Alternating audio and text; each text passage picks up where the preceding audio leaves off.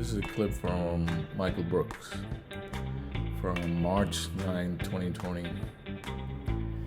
And this clip has come to relevant as the conflict of Israel and Palestine going on right now. Michael Brooks passed away in the summer, but he was a brilliant guy, so... Are you not concerned about the binary between either condemning Israel entirely, being like also a stance that a lot of like very strong and notorious anti-Semitic people agree with, versus like, you know, seeing this as more of a complex issue where it is wrong what's going on, and that there's also a way to do this, that Israel still exists and is supported? So it's not a complex issue. That's the big thing. It's super simple. There's one group that has enormous power. It's the most powerful country in the Middle East. It's backed by the United States. It acts on another population of people with total impunity and is never held accountable for anything.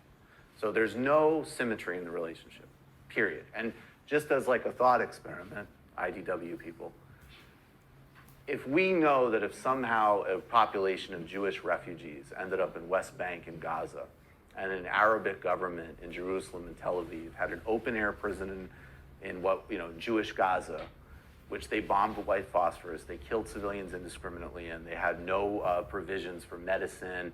They had an embargo that blocked food, that the electricity wasn't running, that there was an over 48% unemployment rate, life expectancy and malnutrition statistics were horrifying. One of the major policymakers in this hypothetical Arabic Palestinian state said, we need to put those Jews on a diet. In the West Bank, there was another Jewish area where there was a little bit more autonomy, but there was regular Arabic settlements where they pulled up the Jewish farmers' foods, they terrorized them with rocks, the security forces broke children's bones, and they couldn't drive their own roads. We'd all have no problem understanding what that was. So there's nothing complex about it. The second part of your question, it's a pure asymmetry relationship. And the question is rights or not. So that's it. It's not complicated.